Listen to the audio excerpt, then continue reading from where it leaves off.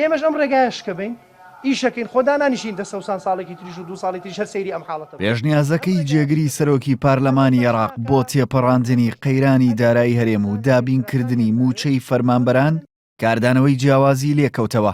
لە پێشنیازەکەدا ئارام شێخ مەحەمەد ئاماژەی بەوەدا کە پێویستە لە بودجەی ساڵی 2017دا حکوومەتی بەغدا پابەند بکرێت لە ڕووی یاساییەوە ڕاستەوخۆ مامەڵە لەگەڵ پارێزگاکاندا بکات.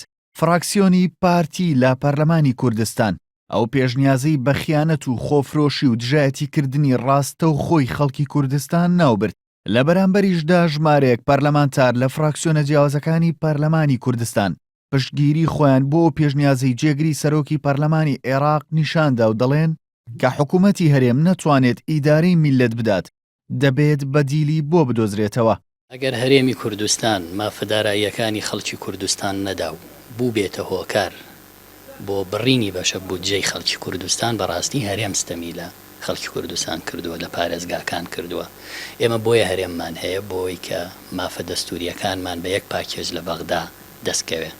بەڵام مەسەلەی نەوت فرۆشی نەوت بەسەر بەخۆ نادیاری داهاتەکەی وای کردو ئێمە لەگەڵ بەغداش بەشە بودجەمان بڕێ لە ناوخۆ شەفاف نەبێ و خەڵک ئەم سزایە بدرێ.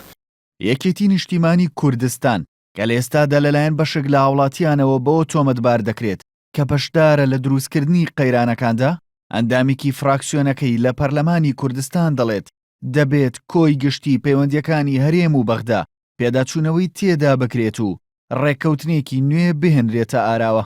دەبێ خەڵکی کوردستان فشار بخاتە سەر حزبە سیاسیەکان ناوماڵی خۆیان یەک بخەن و پرۆژەیەکی سیاسی ئابووری نوێیان هەبێ بۆ ڕێکەوتن لەگەڵ بەغا بۆەوەی بودجەکە بۆ هەرێمی کوردستان بنێرێت لە بەرامبەردا نەوتی هەرێمی کوردستان دەبێت لە ڕێگەی بەغداوە بفرۆشێت.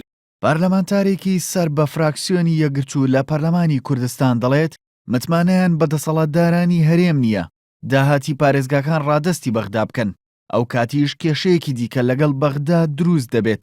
بەڵام پشتیوانی خۆی بۆ وتەکانی جێگری سەرۆکی پەرلەمانی عێراق دەربڕی. پارێزگایەک لە پارێزگاکان یا چەند پارێزگایەک لە پارێزگاکان هەرێمی کوردستان بۆیان هەبێ ڕاستەوخۆ لەگەڵ بەغدایە مامەڵە بکەن. ئەوە هەندێک گومانی لەسرە چونکە داهاتی ناوخۆ لە پارێزگاکانی هەرێمی کوردستان لە بەعزێک پارێزگا حزبی گەورە بەخێوە کاجا ئایا داهاتی ناوخۆ ڕادستی بەغا ئەکرێ. ئێمە لەگەڵ هەموو چارەسەرەکەین کە موچەی فەرمانبەران دابین بکە و پشتیوانیشی لێەکەین و هەرچیمان پێ بکرێت لە پێناوی ئەیکەین. لە سەرەتای دروستبوونی قەیرانی داراییەوە تا ئێستا بەشێک لەلایەنە سیاسیەکان پڕۆژیان بۆ تێپەڕاندنی قەیرانەکە خستووەتە ڕوو. تا ئێستاش هەوڵەکانی حکوومەتی هەرێم بۆ چارەسەرکردنی ئەو قەیرانە ئەنجامی نەبوو و ڕۆژ لە دوای ڕۆژ دۆخەکە سەختتر دەبێت. بژاردە بە غێنارتی سلێمانی.